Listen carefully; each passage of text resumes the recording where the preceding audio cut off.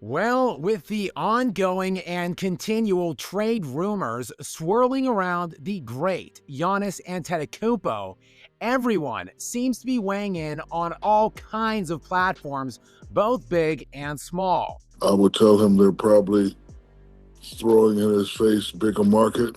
Doesn't matter. There is no doubt that what would be best for the megastar who sets to turn 31 years old in December of the next league year, while in the midst of what would be his 13th season all of a sudden, is a clean split from the Milwaukee Bucks. Yes, he should leave the team that drafted him, the team where he rose to stardom with, the franchise he nearly single-handedly dragged to an NBA championship, but all of that while they have done little to nothing to further his legacy and help him win more rings. The writing is all but on the wall. The Bucks are badly capped out, with a potential $164 million on the books already for the 2025-2026 league year, pending 3 potential player options, but most glaringly, a team that owes Damian Lillard $54 million next season and a player option for another $58 million the following season in what will be the 2026-2027 year, a season in which he will be 36 years old. And that year will likely come a season after he misses this entire upcoming one, trying to rehab his recently ruptured Achilles tendon, a prospect of which there seems to be really no blueprint for, especially at this relative age and stage of a career. Make no mistake, this injury very well could be career-threatening.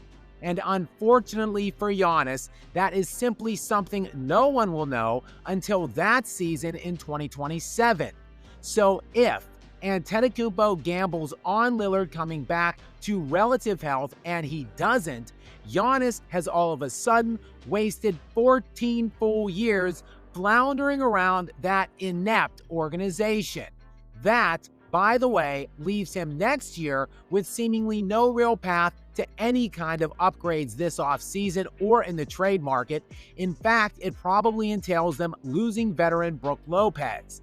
In the meantime, the Bucks literally just lost this season in the first round of the playoffs, albeit to the eventual Eastern Conference champion Indiana Pacers.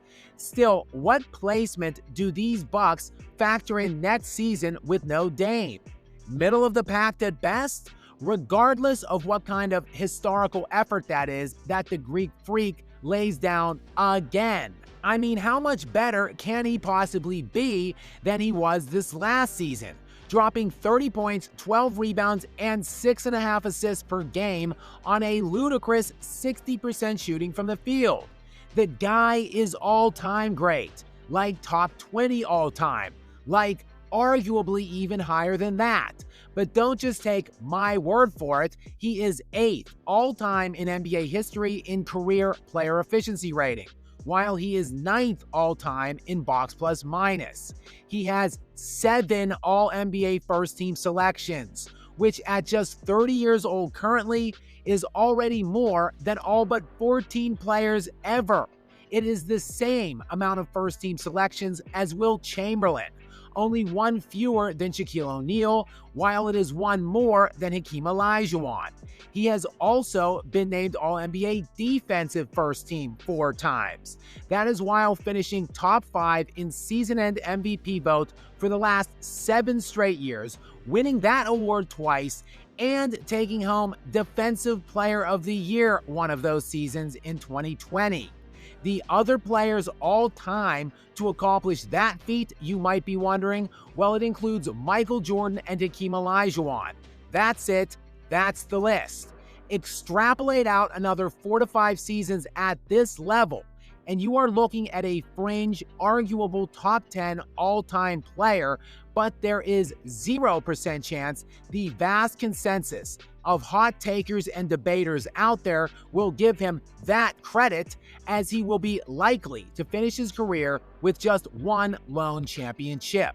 That, though, has little to say about him, but more so about the organization that has squandered him.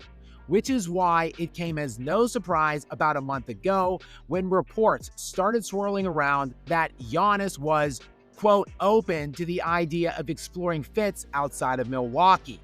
Unfortunately, despite damn near 80 to 90% of the league being willing to trip all over themselves to present the best possible package to the Bucks for his services, there has been little traction, little in terms of materialization on such deals. And as we inch ever so closer to the all-important 2025 NBA Draft, which will be on June 25th, still nothing seems to be imminent. That is just 2 weeks away now, by the way, and there is close to no existing scenario where this draft doesn't factor in prominently in an Antetokounmpo deal.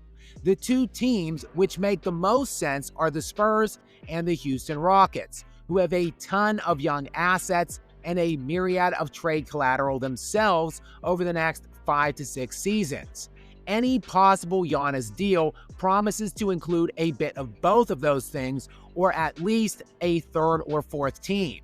Though there has been mounting skepticism around the league per various sources as of late that a deal will get done at all, and that amid growing optimism that the Bucks feel as if they can talk Giannis into giving them another chance. Around, and this really is rich as hell, the fact Giannis trusts and respects Doc Rivers so much.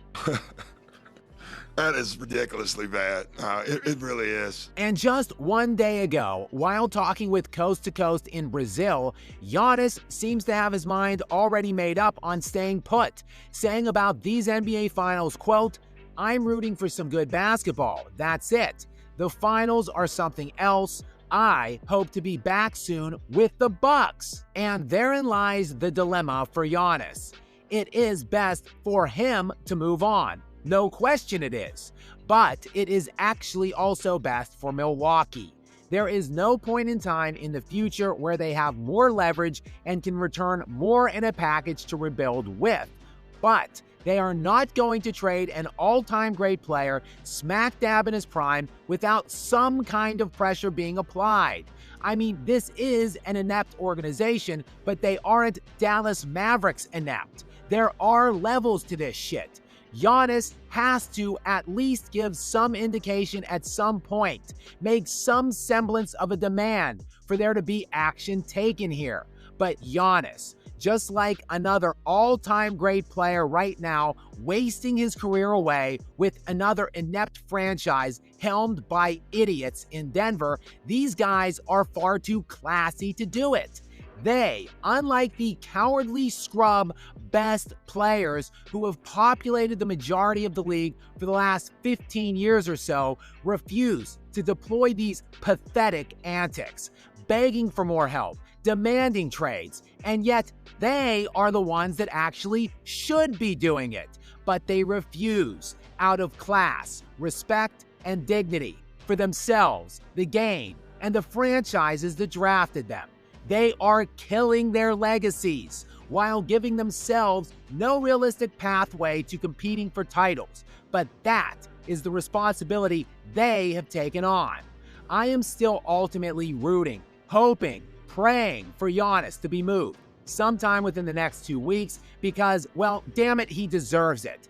But that is a prospect that is becoming increasingly unlikely. Giannis is just too damn classy for all of that. Guys, many thanks for tuning in. Please make sure you are subscribed with those notifications turned on to stay up to date with more from me. Until next time.